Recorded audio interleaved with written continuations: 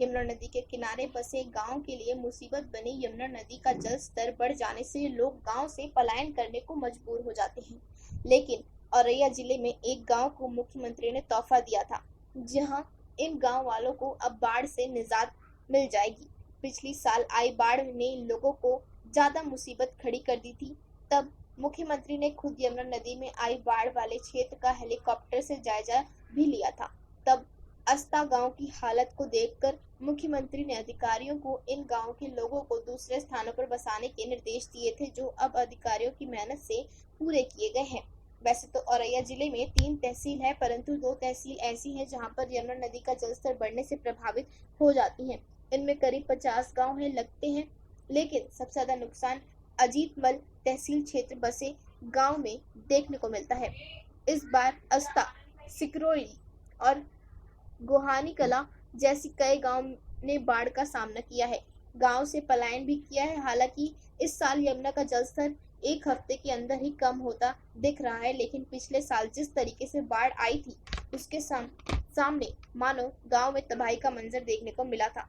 यहाँ तक कि तमाम मंत्रियों, विधायकों, यहाँ तक कि मुख्यमंत्री ने भी बाढ़ प्रभावित क्षेत्रों का आसमानी दौरा किया था और हर संभव मदद देने का आश्वासन भी दिया था। वहीं अजीतमल तहसील क्षेत्र के एक गांव पड़ता है अस्ता, जिसको लेकर पिछली साल बाढ़ में यह गांव सबसे ज्यादा प्रभावित हुआ था, जिसको लेकर मुख्यमंत्री योगी आदित्यनाथ ने आसमानी दौरा किया।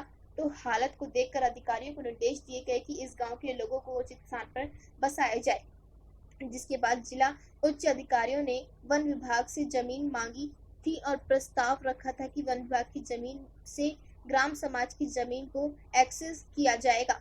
और अब जाकर पूरा हुआ है यह काम।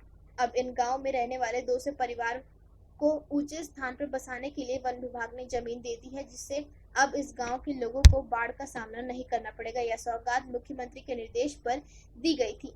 वहीं जिलाधिकारी प्रकाश चंद्र श्रीवास्तव ने गांव में जाकर जायजा किया, तो इस बात की जानकारी ग्रामीणों को भी दी कि जिलाधिकारी ने बताया कि यह अस्ता गांव पड़ता है, जहां करीब 200 परिवार को ऊंचे स्थान पर बसाया जाएगा, जिससे यह गांव के लोग बाढ़ से प्रभावित नहीं हो पाएंगे, क्योंकि पिछली साल आई बाढ़ के बाद मुख्यमंत्री ने इन गांव के लोगों को ऊंचे स्थानों पर बसाने की बात कही थी, जिसको लेकर वन विभाग से ग्राम समाज की जमीन को एक्सेस कराने के लिए प्रस्ताव रखा गया था, जो अब पूरा हुआ है।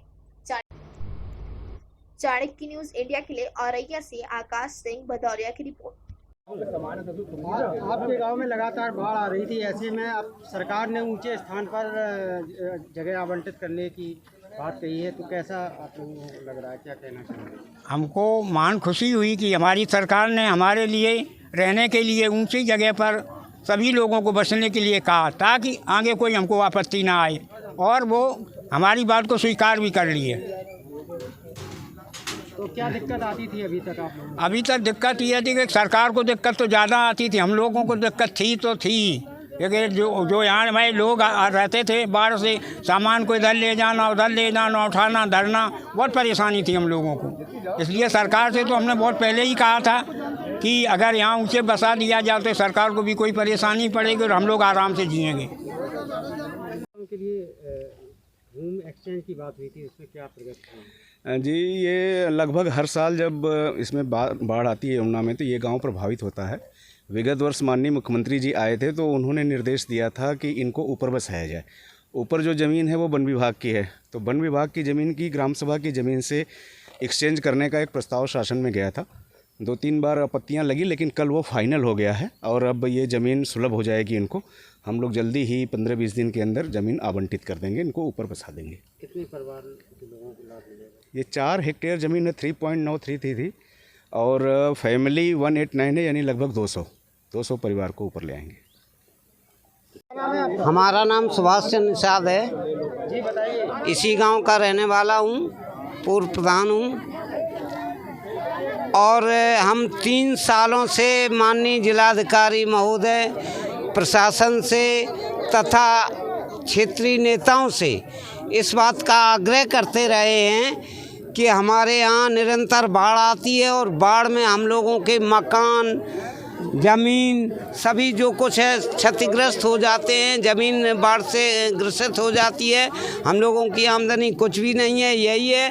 तो 3 साल से के अथक प्रयास से इस वर्ष माननीय जिलाधिकारी महोदय के बहुत प्रयास करने से तब ये कार्य संभव हुआ और हमारे क्षेत्रीय सांसद, क्षेत्रीय विधायक माननीय मुख्यमंत्री जी ने पिछली वर्ष मुख्यालय में बुलवाया, तब भी यही बात हमने रखी।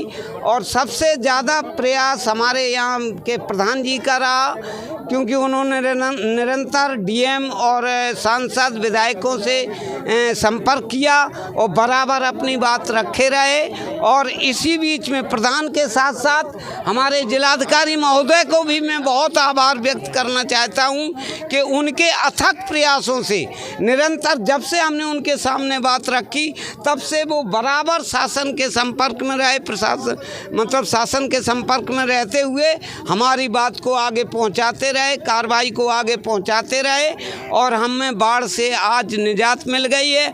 आज माननीय जिलाधिकारी महोदय ने हमें ये संदेश दिया, हम बहुत ही प्रसन्न हैं। हमारा पूरा गांव, महिलाएं, पुरुष, बच्चे सभी सिर्फ इसी बात की निजात को पाने के लिए चाह रहे थे। वो माननीय जिलाधिकारी महोदय के अथक प्रयासों से आज सफल हुआ, इसके लिए हम उनके बहुत बहुत आभारी हैं। खबरें जो आपको सीधे जोड़ती हैं हमसे, जिनका आपकी जिंदगी पर होता है सीधा असर, खबरों की वही तस्वीर, बिना बदले बिना डरे, जज्बा सच का लिए, सच दिखाते हैं। चाणक्य न्यूज इंडिया, हम हैं हिंदुस्तानी।